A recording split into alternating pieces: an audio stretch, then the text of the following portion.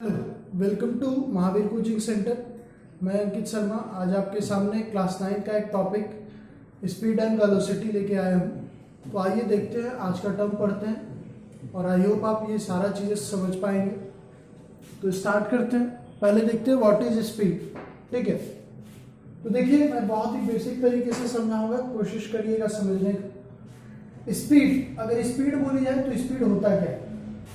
ठीक है, जिनको भी डिफिनेशन याद नहीं है आज से पहले, आज के बाद उनको डिफिनेशन भूलेंगे भी नहीं, ये कंफर्म है। ठीक है, तो देखिए स्पीड होता क्या है। तो जब भी स्पीड की बात होगी, ठीक है, तो स्पीड होने के लिए कुछ डिस्टेंस चलना पड़ेगा। ठीक है, समझिएगा, जब तक मैं कुछ दूरी चलूंगा नहीं तब तक कैसे डिफाइन कर सकता हूं कि मेरी स्पीड क्या है। ठीक है, तो स्पीड होने के लिए कुछ दूरी लगेगा और कुछ दूरी लगेगा तो उसी दूरी का कुछ समय भी लगेगा। ठीक है, कभी भी आप कुछ डिस्टेंस कवर करते हैं तो उसमें टाइम लगता है। ठीक है, तो आप स्पीड को डिफाइन कैसे करते हैं? ठीक है, तो स्पीड को डिफाइन करने का बहुत ही बेसिक सा लैंग्वेज है। ठीक है, कि the distance covered by a body in a unit time. ठीक है, किसी भी यूनिट टाइम में जितना डिस्टेंस उसके द्वारा कवर किया जाता है वही उसकी क्या होती है? स्पीड होती है। ठीक है, नॉर्मल भाषा में मैंने आसानी से आपको बस याद रखने का क्या तरीका बताया कि स्पीड जब भी बात होगी तो कुछ दूरी चलेंगे और कुछ डिस्टेंस चलेंगे तो कुछ टाइम लगेगा। ठीक है, तो टाइम हमेशा नीचे, डिस्टेंस आपका ऊपर, तो speed is equal to distance upon time हो गया। ठीक है, तो एक बार फिर से देखते हैं स्पीड हमारा क्या होता है। तो स्पीड जब भी निकालना है तो कुछ डिस्टेंस चलना पड़ेगा और जब कुछ डिस्टेंस चलेंगे तो कुछ टाइम लगेगा। तो यही होता है speed is equal to D by T. ठीक है, अब देखिए स्पीड चलने के लिए कुछ डिस्टेंस चलना पड़ा और बाय टाइम, स्पीड का डिफिनेशन भी आपका यहीं पे बन गया। The distance covered by a body in a unit time is known as speed. ठीक है, अब देखिए स्पीड की बात होती है किस तरह की क्वांटिटी है, स्केलर क्वांटिटी है या वेक्टर क्वांटिटी है। तो देखिए ये ऑफिशियली आपका, अगर हम बात करें तो ये आपका क्या है? स्केलर क्वांटिटी है। ठीक है, स्केलर क्वांटिटी कैसे है? अगर मैं बात करूं कि सर्टेन में कोई चीज घुमा रहा हूं, ठीक है, मान लीजिए मैं रोटेट कर रहा हूं, ठीक है, या मान लीजिए कि कोई बॉडी मूव कर रही है। ठीक है, तो बॉडी मूव कर रही है, जैसे अर्थ की बात करते हैं, अर्थ आपका मूव करता है तो अर्थ की स्पीड मूव करने की समथिंग है। फिर उसी तरीके से और भी चीजें हैं, मान लीजिए बहुत तरह की चीजें आपकी मूव करती है। ठीक है, या मान लीजिए कि मैं बोला कि मेरी दौड़ने की क्षमता 10 मीटर प्रति सेकंड है। ठीक है, इससे ज्यादा मैं दौड़ नहीं सकता हूँ।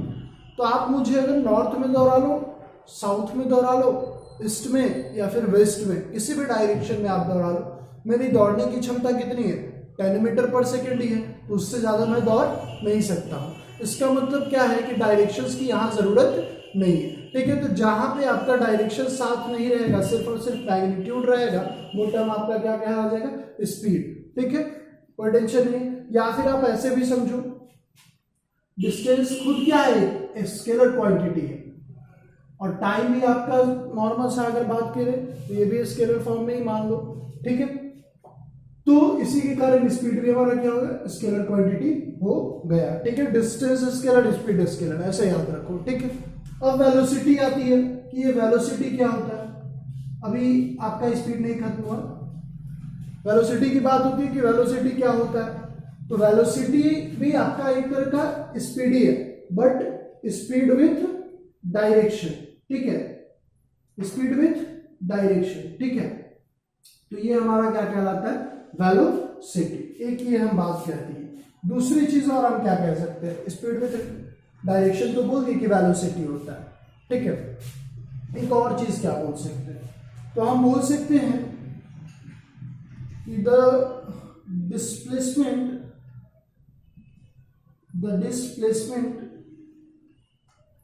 कवर्ड बाय अ बॉडी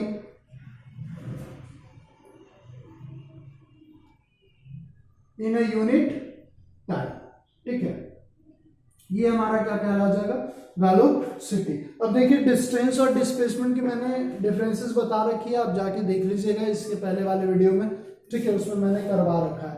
ठीक है, तो डिस्प्लेसमेंट की, अब वेलोसिटी की अगर बात करें तो वेलोसिटी कुछ नहीं है, स्पीड विथ डायरेक्शन, मतलब स्पीड के साथ साथ आपका डायरेक्शन आ जाता है और इसी टर्म को हम क्या बोलते हैं, वेलोसिटी बोलते हैं। ठीक है, तो इसको हम क्या लिखेंगे, डिस्प्लेसमेंट अपॉन टाइम। ठीक है, डिस्प्लेसमेंट कैसी क्वांटिटी, वेक्टर क्वांटिटी। अब देखो स्पीड विद डायरेक्शन लिख दिया है, मतलब ये भी कैसी क्वांटिटी, वेक्टर क्वांटिटी। ठीक है, तो आई होप आप समझ रहे हैं कि स्पीड और वेलोसिटी में क्या क्या अंतर है। ठीक है, स्पीड के साथ सिर्फ और सिर्फ मैग्नीट्यूड है, वेलोसिटी के साथ स्पीड विद डायरेक्शन मतलब मैग्नीट्यूड के साथ साथ डायरेक्शन भी होता है। ठीक है, तो ये आपकी वेलोसिटी हो गई। ठीक है, ये दोनों का यूनिट बात करते हैं, ऐसा यूनिट क्या होता है।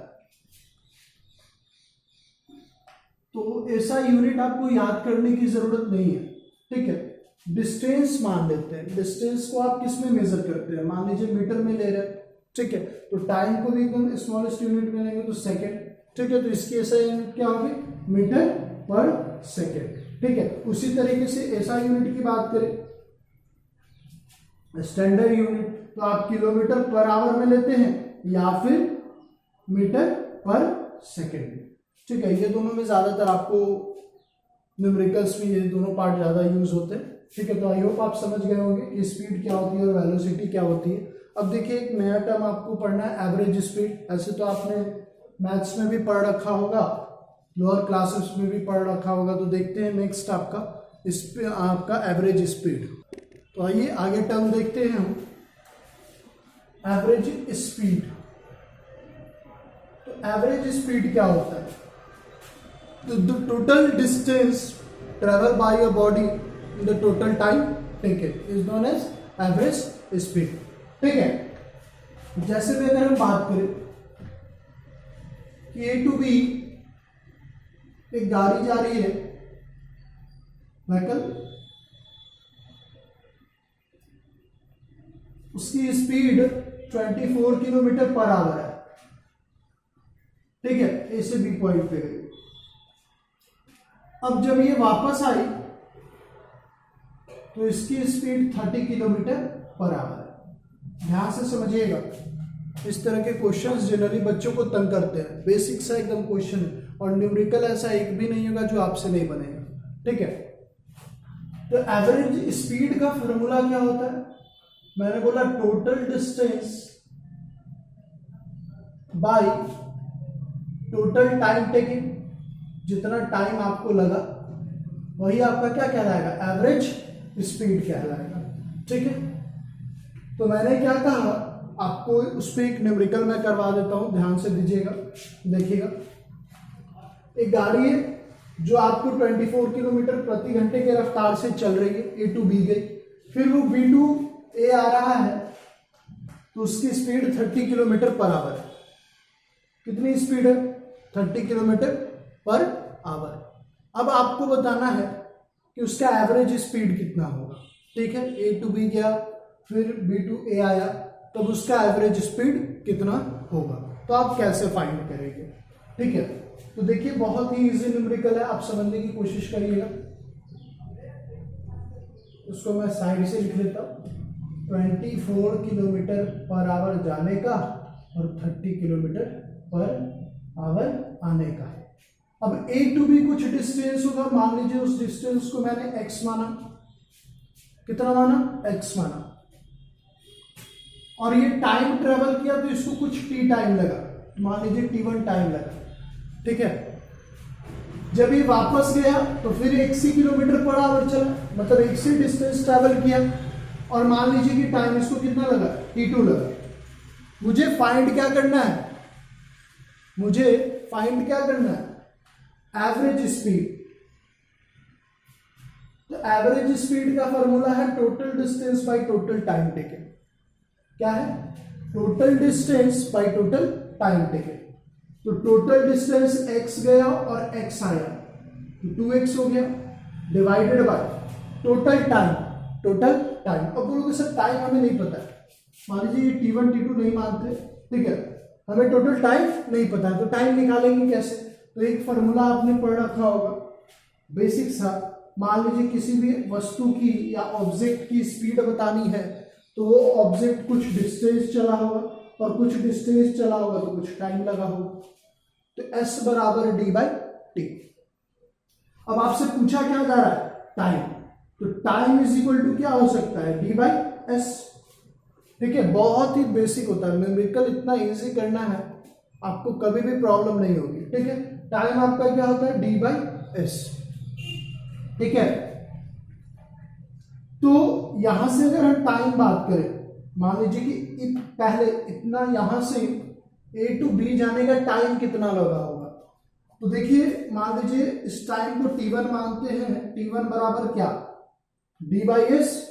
तो d कितना, x डिवाइडेड बाई स्पीड कितना 24। ठीक है, कोई टेंशन नहीं है।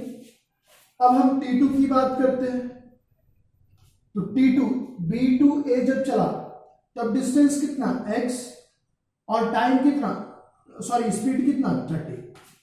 तो ये t1 निकला, ये t2 निकला, total distance by total time taken होता है, तो t1 प्लस t2 कर देते हैं, t1 प्लस t2 कर देते हैं। ठीक है, तो t1 हमारे पास कितना निकला, तो x बाई 24 निकला, t2 कितना निकला, तो x बाई 30 निकला। ठीक है, x by 24 plus x by 30।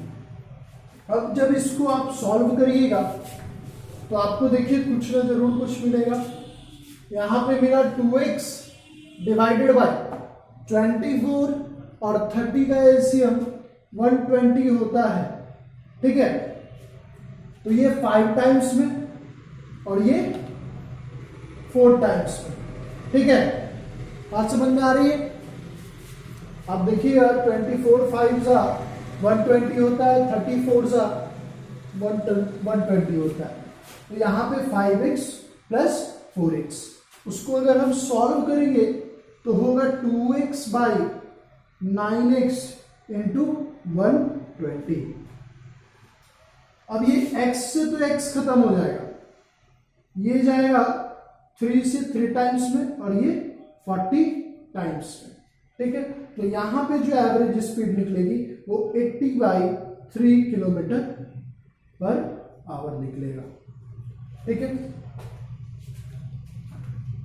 समझ में आया। तो ये आपका क्या निकला, एवरेज स्पीड निकला। ठीक है, तो इसी तरीके से आप और तरह के एवरेज स्पीड ये सब आप आसानी से निकाल सकते हैं। अब देखिए मैं कोशिश करूंगा कि आज ही आपको डिफरेंसेस में खत्म करवा दूं। ठीक है, तो 2-3 डिफरेंसेस हैं, दोनों में देख लेते हैं।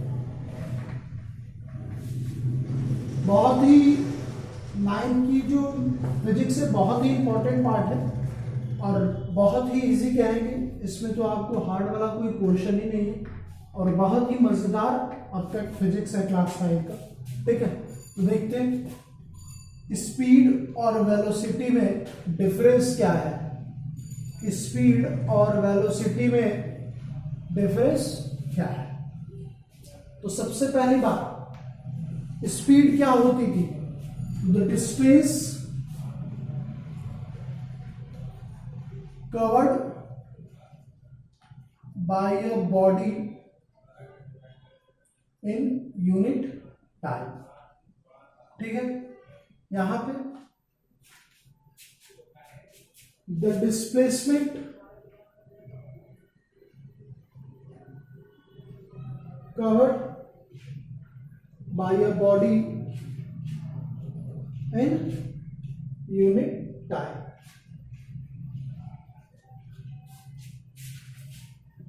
It is denoted by V. ठीक है, it is denoted by V और it is velocity is denoted by V with directions. ठीक है, it is a scalar quantity और it is a vector quantity. ठीक है, it is a vector quantity. Next term की अगर बात करें तो स्पीड इज